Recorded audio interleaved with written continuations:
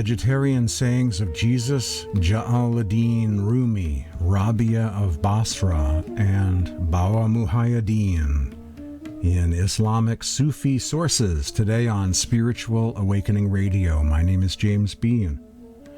The following is from the book Disciples by Keith Akers, one of the best books ever written on early Christianity, the Jesus movement, also known as the Ebionites, with great introductions and background provided about the John the Baptist movement, as well as the Mandaean Gnostics of Iraq and Iran.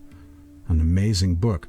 This is from a chapter of the book Disciples by Keith Akers called Into the East, and a section, The Impact of the Ebionites on Islam.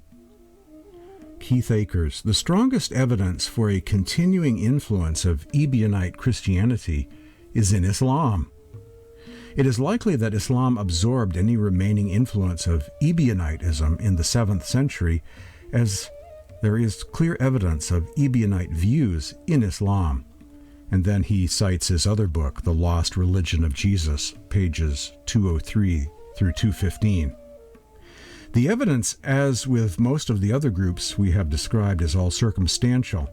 As far as we know, no Islamic writers explicitly discuss the Ebionites at all.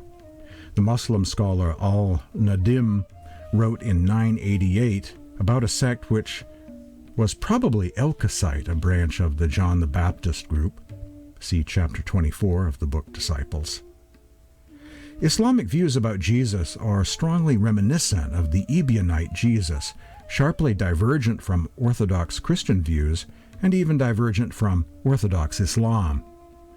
This Islamic Jesus comes closest to expressing the point of view of the Sufis, a mystical branch of Islam, who often said that they wanted to go beyond what was merely expected of all Muslims in their love of God. In this going beyond, they were able to reintroduce Ebionite ideas as hyper-Orthodox Islam. How do we know what Muslims thought about Jesus? For anyone who isn't fluent in Arabic, there is a problem. Very few of the classics of Islam have been translated into English. From time to time, various English collections of Islamic sayings about Jesus have come out. In 2001, a much more complete book of 303 sayings and stories was published by Tarif Khaladi, entitled The Muslim Jesus. I will refer to the sayings in this collection by the number system of the book. And then Keith Akers has several sections where he quotes or paraphrases some of these sayings of Jesus on different topics: voluntary poverty, vegetarianism and a simple diet, this world given to the devil, pacifism, respect for animals, Adam, as in Adam and Eve, and rejection of alcohol.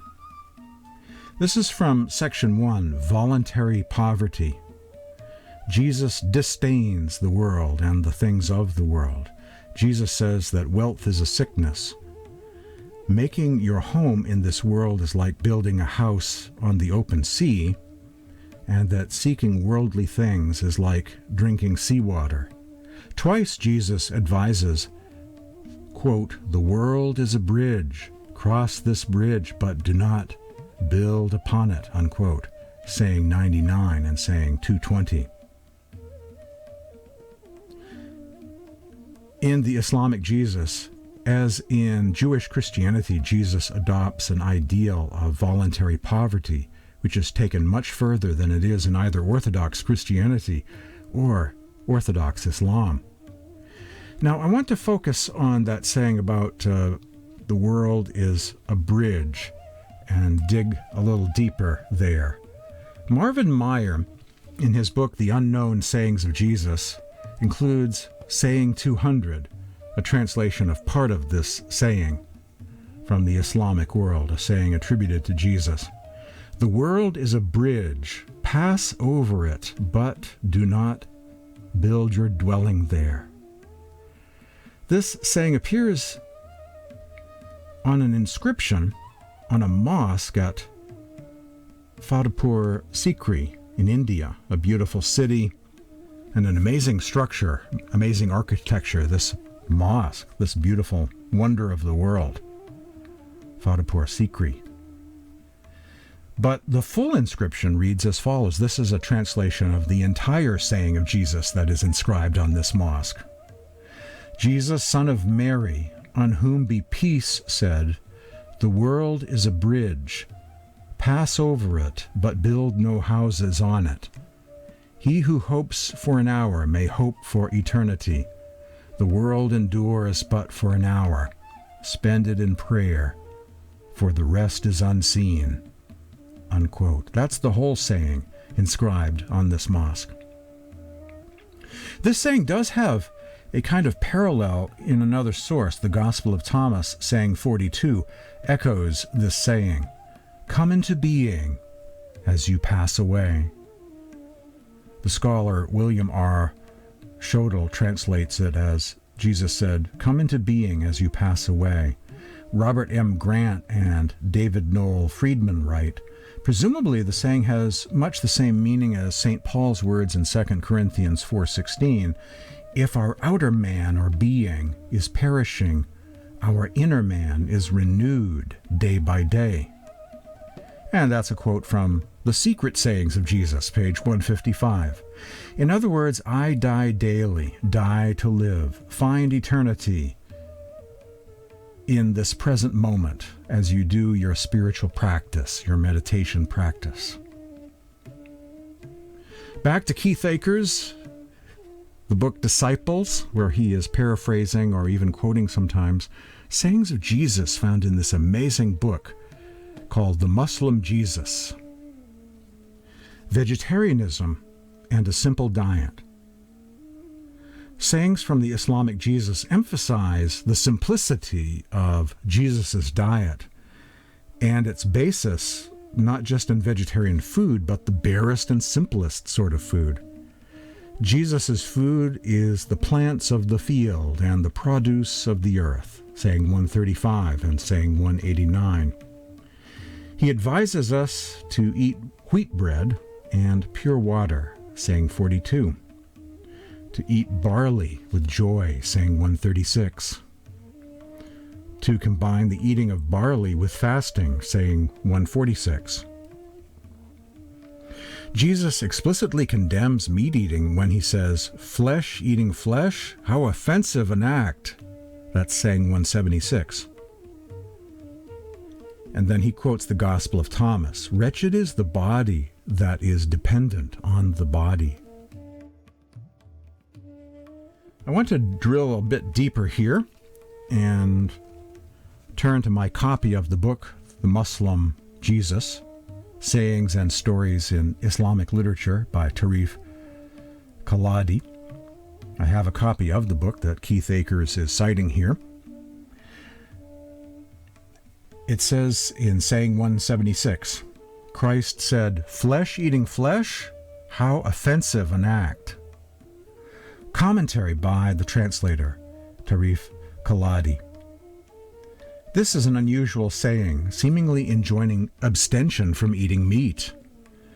There is an echo here, perhaps, of the Gospel according to Thomas, saying 87, "Wretched is the body that is dependent on a body."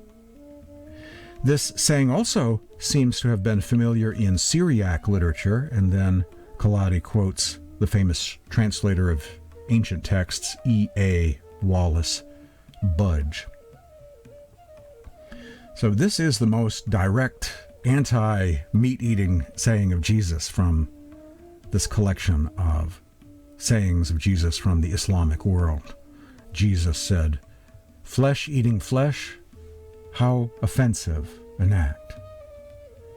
Here's saying 42 from that same book. Jesus used to say, "Truly, I say to you, to eat wheat bread, to drink pure water."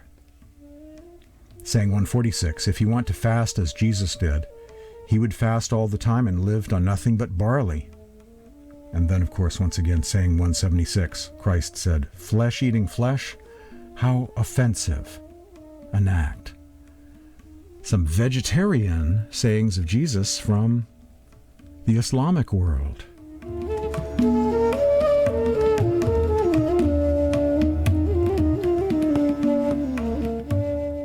Back to Keith Akers' book Disciples, where he is paraphrasing various sayings of Jesus from this book, the Muslim Jesus. Respect for animals. Jesus had many nice things to say about animals. Jesus takes care of a gray donkey, commenting that nobility implies kindness to all creatures. He prays that a cow struggling to give birth to a calf will be delivered of the calf. Section 7, rejection of alcohol. Jesus also rejects wine as the key to every evil. Jesus speaks of bread and water as his mother and father, which is perhaps an Islamic recasting of the Eucharist or communion, saying 139. Jesus desires a bread and water meal, just like the Ebionite Eucharist or communion, as well as omitting the wine, which is forbidden both to the Ebionites and to Muslims, of course. And Keith Akers summarizes at the end by saying, the Islamic Jesus is very similar to the Ebionite Jesus. Where did Islam get these ideas? Muhammad became a prophet in a warlike, meat-eating society. It is likely that many of these ideas came neither from Muhammad himself, nor from the culture around him, nor from Orthodox Christianity, nor from any attempt to manufacture a Jesus compatible with Islam. They most likely came from a pre-existing tradition about Jesus, in this case, the tradition of the Ebionites, unquote. I find that to be very likely to be the case. I think Keith Akers is correct here, that there are sayings of Jesus circulating in Mesopotamia. We see some parallels between Islamic sayings of Jesus and the Gospel of Thomas. And I tend to agree with Keith Akers that something of Ebionite Christianity was noticed by the Sufis, the mystics of Islam. The following is excerpted from a New Delhi Times article on the vegetarianism of Rumi, actually vegan. As you'll see from the passages they quote from Rumi, Rumi even shunned milk and milk products. Meet a vegan Jalaluddin Rumi.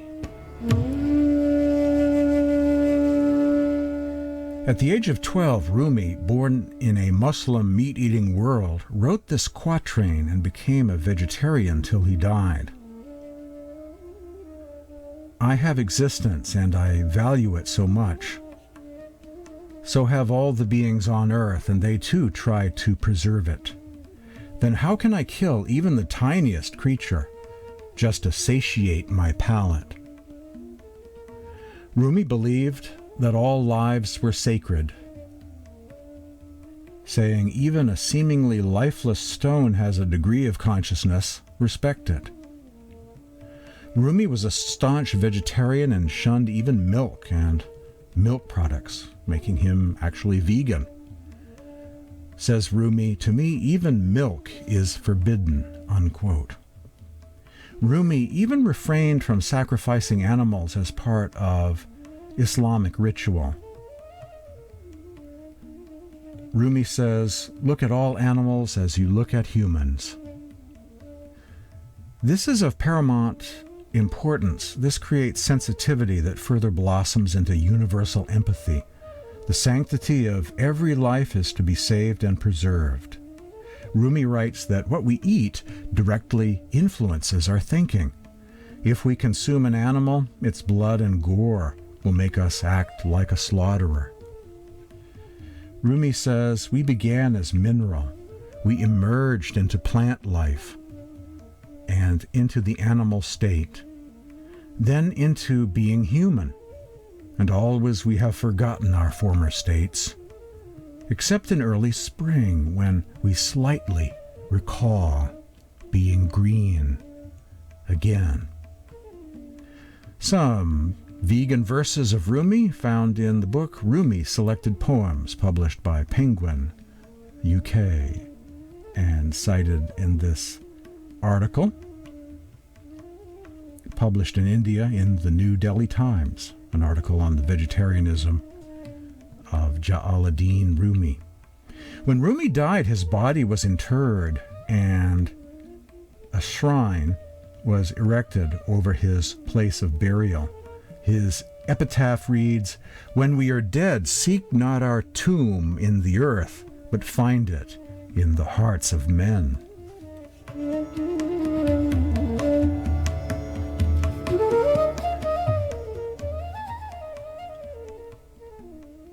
There are Islamic sources that describe the early Sufi mystic Rabia of Basra as being vegan. The following is from Dr. Gabriel Cousens, his book Conscious Eating, from a chapter on vegetarianism in Islam. Many of the Sufis, Islamic mystics, practice vegetarianism for spiritual reasons. The Sufi mystic Hazrat Rabia of Basra would often be surrounded by animals when she meditated in the woods. One day a disciple approached her in the woods and the animals ran away. He felt sad that the animals ran away from him and sought her advice on the issue. She asked him what he had eaten that day.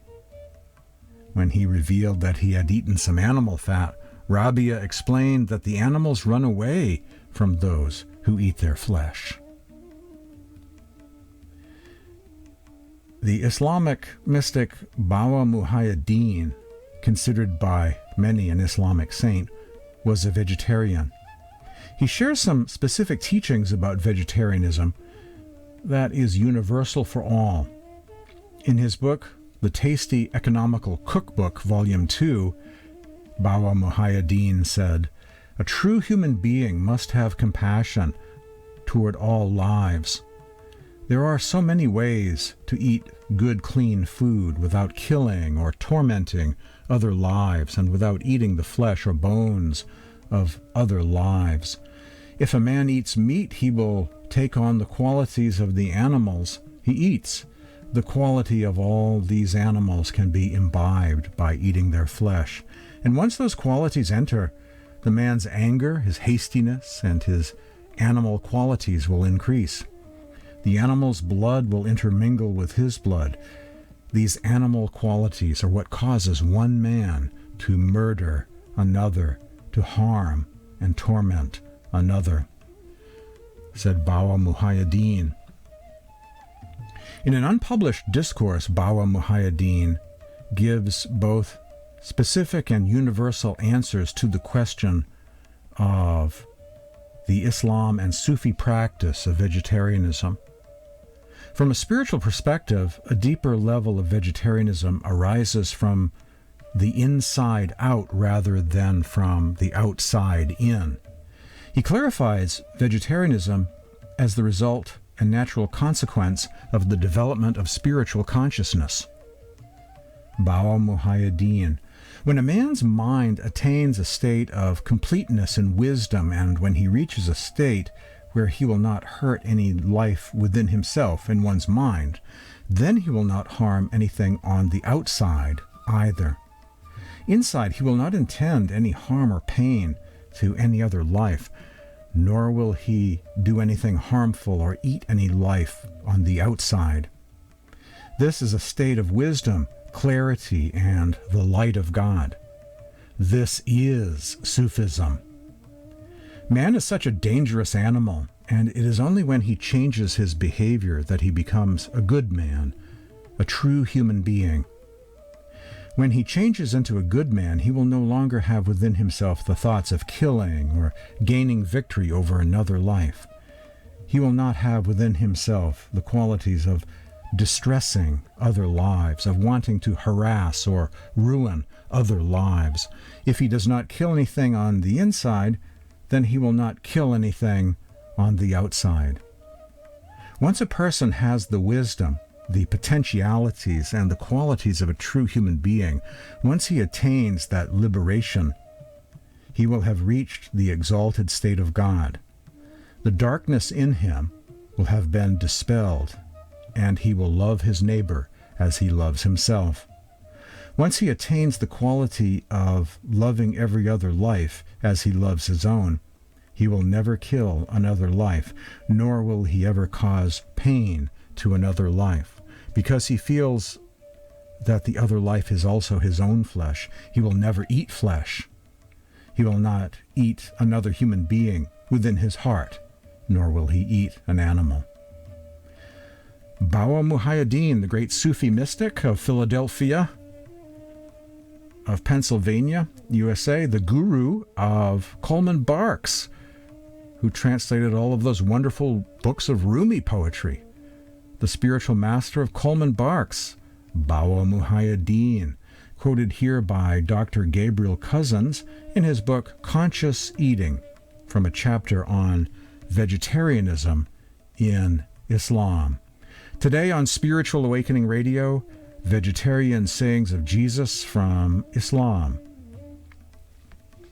and other saints of Islam as well. Vegetarian sayings of Jesus, Jalaluddin Rumi, Rabia of Basra, and Bawa Muhaiyaddeen in Sufi and Islamic sources. My name is James Bean. Thanks for joining me today for Spiritual Awakening Radio.